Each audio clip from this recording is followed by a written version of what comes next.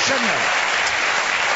Our first guest is an Academy Award-nominated actor starring in a new film entitled The Illusionist. It opened today. Here's Edward Norton, everyone.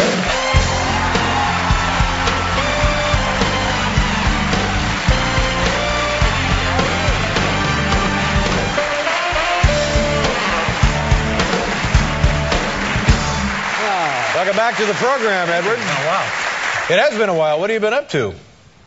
Well, let's see. After the last time I saw you, I think I took a little break. Took a good break. Right.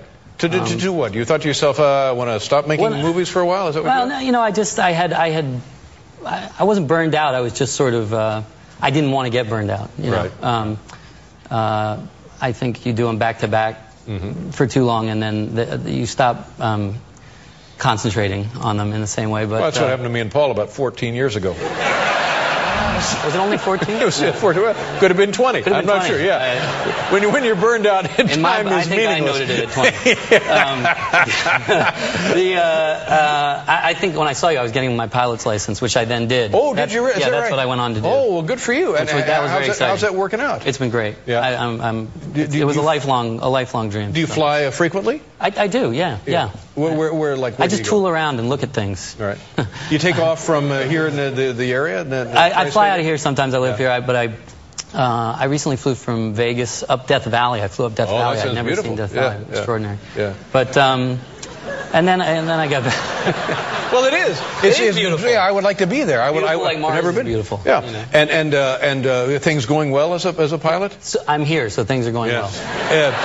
And you know, I've talked to guys who have literally 30,000 hours, and I say, has anything weird ever happened? They say, nope.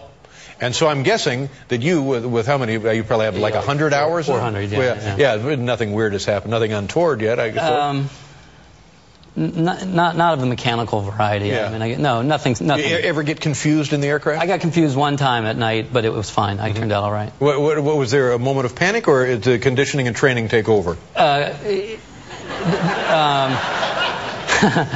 There's a moment of real panic. Moment of panic. Yeah. Were you by yourself? I was by myself. Well, adrenaline, just adrenaline. But how long did it take you to write yourself emotionally? You know what it was? It was like, you know how you look out at your skyline there or something.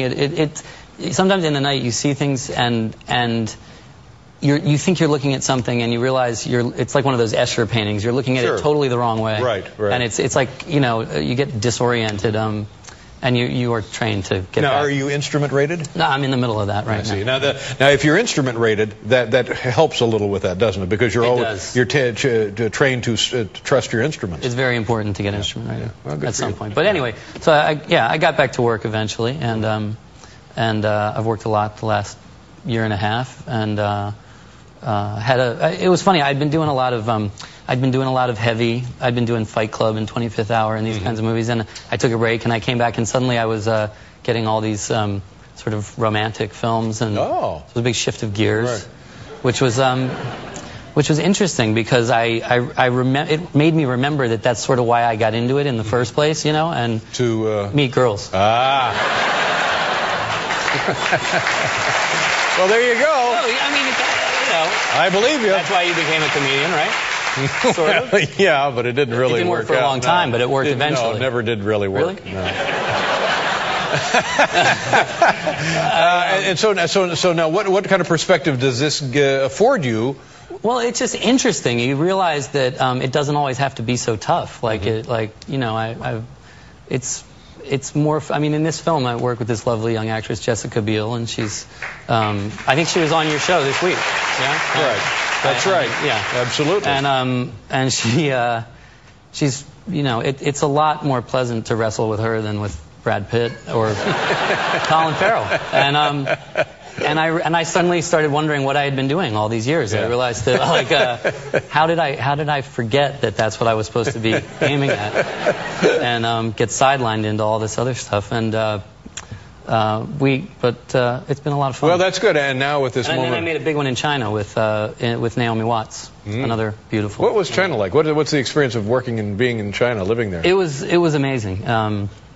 It's a large country, and but the film industry is very good over there. The great crews, great actors, and it was we made this film, The Illusionist, in Prague, and then I went right from that to China. So I had. It was one of those years that really was kind of like when you think about becoming a film actor and doing, like big international films and going off on fancy locations and things. It was all of that, and I really, it was a great year of adventures abroad. And yeah, and you were injured during the making of the film in China? Yeah, right at the end, I had a bad accident with a Chinese horse. Oh. Is that a euphemism, or is that? No. But I'm not sure what that is. I don't know. Yeah. Sounds like a Chinese horse.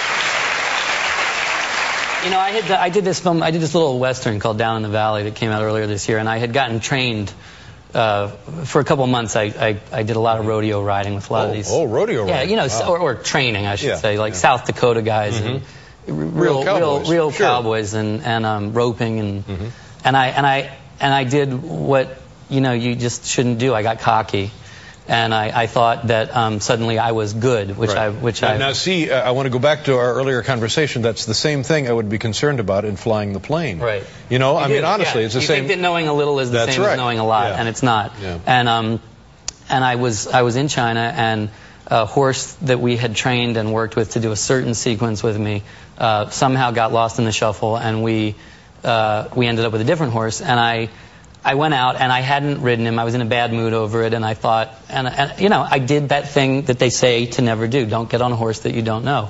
And I got on it, and he was irritable, and someone said, you know what, get off it, let them ride him. And I said, I got him under control, and I did not have him under control. Yeah. And I thought I could boss him around, and he thought totally differently, and he threw me a long way, and I fractured my spine in 3 places. Really? Oh my God! So it was an interesting chapter in the China adventure. What now? Are you healed up? Fine. I'm fine. I was outrageously lucky. Yeah. This is part of the spine that what do they call it? The little you know what I'm talking about. No, the vertebrae.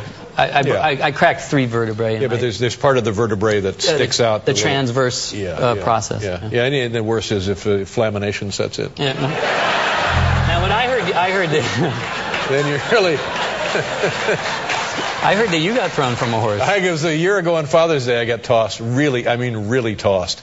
And it's the same thing. It just scares the crap out of you because up to that moment you think, I can't understand this. And you really don't, because it's a 1,500-pound horse. Right. And he just really would like to kill you. That's all. If we're not going home, he just wants to kill you. Did you have that experience of really strange thoughts whipping through your head as it happened? The only thing, what happened to me, not that anyone cares, but the horse pulled out from under me abruptly because he was worried about stepping on something. So he pulls out, and I'm, just enjoying the scenery, and the next thing I know, I'm hugging him like this. Well, he didn't want people doing that. And that's when he launched me, and it was like one of those cartoon things, and all I can remember is when I hit the ground, I heard this sound. Whew! And that was me.